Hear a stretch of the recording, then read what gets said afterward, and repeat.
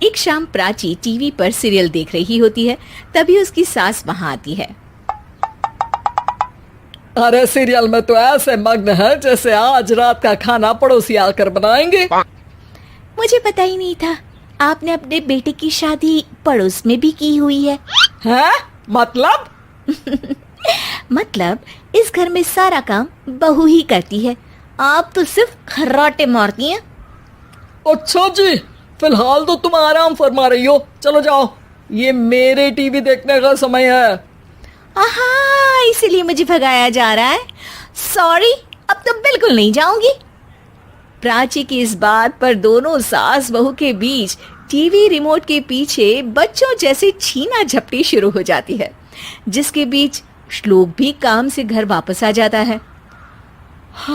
आज मेरी चूहे बिल्ली की जोड़ी किस बात पर झगड़ रही है? अरे तेरे बीवी मुझे टीवी ही नहीं देखने दे रही। अरे तुम्हारी मम्मी मुझे खाना बनाने के लिए फोर्स कर रही है। अरे वाह, ऐसे बेतुके रीजन पर तो बच्चे भी झगड़ा नहीं करते। अरे मुझे कुछ मत बोल, सब इसने ही शुरू किया है। हाँ हाँ, जैसे आप तो बहुत दूध की धूली है ना। अरे बस, दोनों चुप। प्राची जाओ, खाने की तैयारी करो। और माँ तुम छोड़ो, तुम्हें क्या बोलूं, शांति से अपना सीरियल देखो, मुझे दोबारा लड़ने की आवाज सुनाई नहीं देनी चाहिए। ऐसा बोलकर श्लोक वहां से चला जाता है, जिसके पीछे पीछे प्राची भी कुछ न कुछ बड़बड़ाते हुए रसोई में चली जाती है। हाँ हाँ, सासू जी को तो कुछ बोलेंगे ही नहीं, बस मुझ पर ही हुक्म चलता है, खाना बनाओ, जैसे मैं इनके घर में खाना बनाने के लिए आई हूँ। इसी तरह शाम बीतती है और रात को श्लोक और प्राची की सास खाना खाकर सोने चले जाते हैं, लेकिन प्राची गुस्से में कुछ खाए बिना काम में ही लगी रहती है। इस घर में किसी को घंटा फिक्र नहीं पड़ता, मैं खाऊं या भूखी रहूं। प्राची कुछ देर के लिए रसोई से बाहर जाती है और जैसे ही वापस आती है तो वहां दूध का भरा ग्लास देखकर हैरान रह जाती है।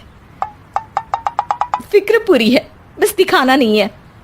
प्राची दूध पीकर सोने चली जाती है और अगली सुबह एक बार फिर सास बहू का कार्टून नेटवर्क स्टार्ट हो जाता है।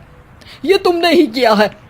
अरे अजीब जबरदस्ती है, मैं बोल रही हूँ मैंने कुछ नहीं किया। दोनों ने मिलकर पूरे घर को पागल खाना बनाया हुआ है।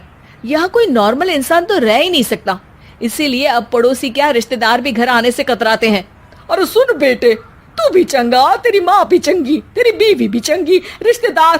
हाँ जी, आपको नहीं पता क्या, गंगाधर ही शक्तिमान है, रिश्तेदार ही। हाँ हाँ, बस समझ गया। कभी जानवरों जैसे लड़ेंगी तो कभी जुगलबंदी करेंगी। भाई मैं आप दोनों के बीच में नहीं फंसना चाहता। सास बहू की इस मन मौजी जोड़ी से परेशान होकर श्लोक अपना सिर खुजलाता वहां से चला जाता है। चलो अब मैं भी कीर्तन में जा रही हूँ। इस पर जैसे ही सास कमरे में अपना पर्स लेने जाती है तो वहां नाश्ते की प्लेट रखी देख मुस्कुराने लगती है और नाश्ता करके घर से बाहर निकलते हुए कुछ पैसे टेबल पर रख जाती है, जिसके कुछ देर बाद सिलेंडर वाला घर आता है। ओ मोरी मैया, मैं सिलेंडर के बारे में तो बिल्कुल भूल ही गई थी। घर खर्च के सारे पैसे भी मम्मी के पास है और श्लोक से बोला तो उल्टा 4 बात सुनाएंगे। प्राची ये सोच ही रही होती है कि अचानक उसका चेहरा चमक उठता है और वो घर में आकर इधर उधर देखने लगती है। तभी उसकी नजर टेबल पर रखे पैसों पर पड़ती है, जिन्हें वो सिलेंडर वाले को दे देती है। ये सब श्लोक देख लेता है। अच्छा बेटे, इतना बड़ा घोटाला, सबके सामने मैं तेरी दुश्मन और पीठ पीछे तेरी मेरी यारी। इस पर श्लोक एक प्लान बनाता है और शाम को सब एक साथ बैठे होने पर बोलने लगता है।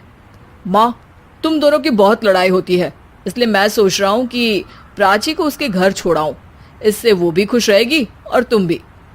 अचानक श्लोक की ये बात सुनकर सास बहू शौक से उसकी तरफ देखती हैं।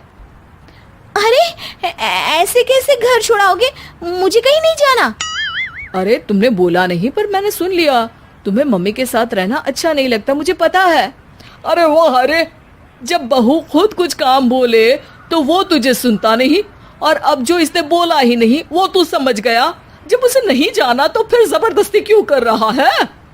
अच्छा, फिर आपको मौसी के घर छोड़ाता हूँ, बस अब आप दोनों एक घर में एक छत के नीचे नहीं रह सकती।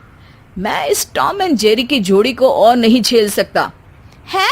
ऐसे कैसे नहीं रह सकते? तुम्हें इतनी दिक्कत है तो तुम्हारा बोरिया बिस्तर पैक कर देती हूँ, लेकिन मम्मी जी कहीं नहीं जाएंगी। बिल्कुल यही सुनना था मुझे। अगर दोनों में इतना ही प्यार है फिर हर वक्त ये लड़ाई का नाटक क्यों करती हो?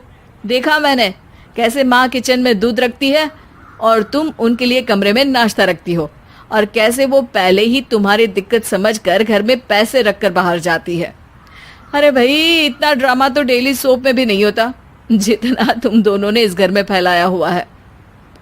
तू हमें टॉम एंड जेरी बोलता है ना, तो याद कर वो दोनों भी एक दूसरे को बाहर वालों की बुरी नजर से बचाने के लिए हमेशा सबके सामने लड़ते थे, लेकिन अकेले में दिक्कत के समय मदद भी तो करते थे।